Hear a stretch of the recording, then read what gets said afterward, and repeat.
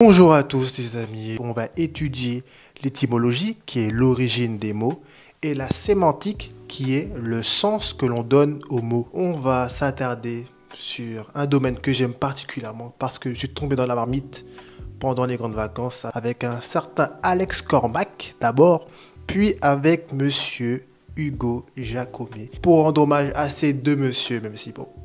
Voilà, le sartorial c'est tout ce qui tourne autour de l'élégance masculine par le biais de l'art tailleur, du costume. Parce que c'est tout un monde avec des règles, des codes à ne pas suivre aussi. Parce que je sais que le monde sartorial c'est quelque chose où les gens se disent c'est superficiel, c'est du m'as-tu vu. Je leur répondrai par deux citations magnifiques. La profondeur se cache à la surface. Elle n'est pas de Hugo Jacomet, elle est d'un auteur dont je ne me rappelle plus, c'est un auteur allemand ou hollandais, je ne sais plus. Prenons l'exemple d'un adolescent qui a des boutons au visage. En fait, ce qui se passe en profondeur, c'est que hormonalement, il se passe quelque chose dans son corps, il évolue.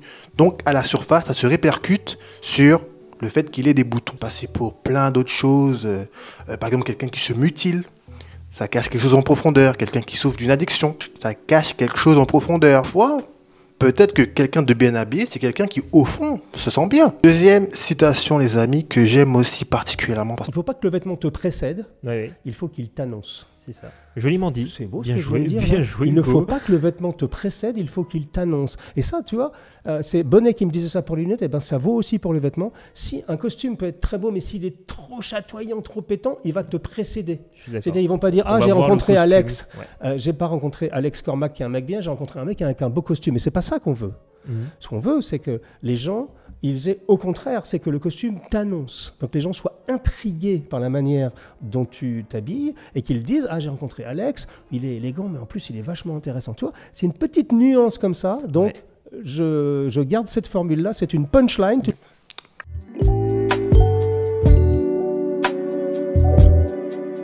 Commençons avec, selon moi, ce qui est la plus belle pièce d'une tenue, les amis. Et j'ai bien nommé les souliers. D'ailleurs, je suis très content qu'en Martinique, le créole, on utilise le terme soulier. On ne dit pas chaussure.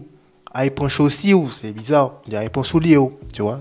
Et tu vois, vu le soulier, chaussure, c'est différent. Le Richelieu, ah, cette magnifique paire de souliers. J'en ai pas encore, mais ça ne saurait tarder. Une chaussure classique au laçage fermé. Le mot Richelieu n'a pas été attribué au cardinal de Richelieu, qui était un célèbre homme d'État du XVIIe siècle, ministre de Louis XIII, qui était le père du roi Soleil et qui est Louis XIV. Richelieu contribua à renforcer les positions françaises à l'international en permettant le développement de la littérature et de l'art. En donnant des dons, c'est ce qu'on appelle généralement un mécène. Bon, oubliez tout ce que j'ai dit, ça n'a aucun lien avec ça. Pas trop se prendre la tête. Par contre, la paire de Richelieu s'appelle Oxford au Royaume-Uni. Et là, il y a une anecdote à raconter. Au 19e siècle, les étudiants d'Oxford ont commencé à porter cette fameuse chaussure au laçage fermé plutôt que des bottes. Puis de fil en aiguille, l'Oxford a pu devenir la paire vraiment classique de l'univers sartorial. Et oui, chers étudiants qui regardez cette vidéo, vous aussi vous influencez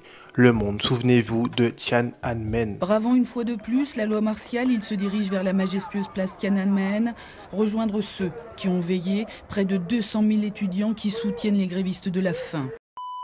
Pour les cours de géopolitique, allez au lycée. Bref, j'arrête.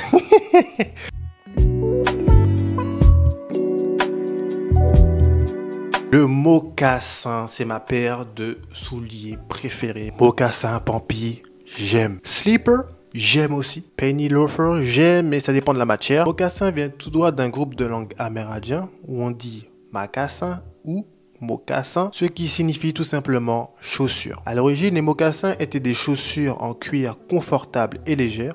Ça n'a pas changé d'ailleurs. Produites par les peuples autochtones amérindiens. Avec la colonisation européenne, le terme s'introduit dans la langue française et devient le mot qu'on connaît aujourd'hui, mocassin. En anglais, mocassin signifie loafer. To loaf signifie en anglais flâner ou autrement dit glander, ne rien faire. Quand on rajoute heure à la fin d'un verbe, c'est pour en désigner la fonction.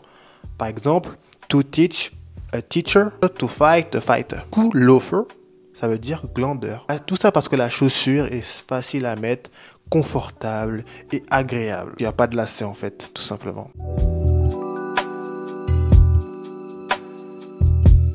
Le smoking, bon, j'avoue que là, je triche un peu beaucoup. À quelle occasion, comment, pourquoi on utilise le smoking?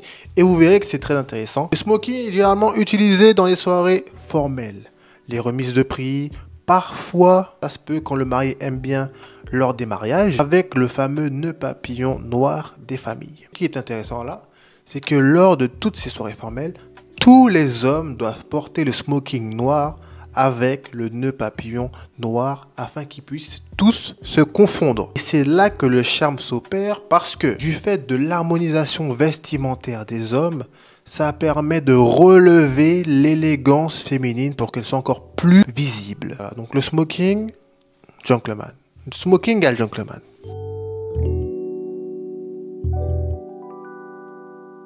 Les cravates, j'adore les cravates les amis. Team cravate avant d'être team nœud papillon. J'en rate pas une pour m'exclamer avec les cravates françaises. Les cravates françaises c'est quoi? C'est des cravates avec des rayures, d'ailleurs j'en ai une là. Avec des rayures tournées vers l'épaule gauche, voilà. Par exemple vous verrez dans les aéroports, les agents de sécurité, les stewards, généralement ils portent des cravates françaises. Et moi j'aime bien dire, ah il a une cravate française lui là. Est-ce que même lui sait? Je ne pense pas, mais j'aime bien le savoir. Bon, là, j'avoue que c'est pas spécifiquement de cravate dont j'ai envie de parler. Ce dont j'ai envie de parler, c'est des nœuds de cravate et de leurs noms. Une variété infinie de nœuds de cravate, les amis, vraiment. Le plus célèbre des nœuds reste incontestablement le nœud Windsor. On va étudier qui est ce monsieur Windsor qui a donné son nom à ce fameux nœud de cravate. D'abord, il faut le dire, hein, c'est un homme très élégant. Voilà, c'est quelque chose à noter, à dire et à redire. Il est très élégant ce monsieur. C'est le fils du roi George V d'Angleterre. Le prince deviendra roi le 20 janvier 1936. Cependant, il va avoir l'un des règnes les plus courts de l'histoire de la couronne britannique parce qu'il va abdiquer le 11 décembre de cette même année. Il était très amoureux d'une femme dont le nom était Wallis Simpson, mais c'était pas une femme qui avait des titres de noblesse comme duchesse ou aristocrate. Et plus que de voir d'un mauvais œil cette liaison, ils étaient opposés fermement. Fallait donc que Édouard fasse un choix. Être roi sans sa femme ou abdiquer. J'ai trouvé impossible de porter le lourd fardeau de la responsabilité et de remplir mes devoirs de roi comme je le voudrais, sans l'aide et le soutien de la femme que j'aime. Le roi Édouard devient donc le duc de Windsor et il renonce à la couronne pour ainsi épouser sa femme en 1937. Les deux vécurent leur mariage principalement en France, bien qu'ils aient beaucoup voyagé à travers le monde, et ils eurent un mariage très heureux jusqu'à la mort d'Édouard en 1972. A noter que ce n'est pas lui qui a inventé le nœud, mais c'est lui qui l'a popularisé à travers le monde pour faire de ce nœud l'un des nœuds les plus connus au monde, si ce n'est le nœud le plus connu.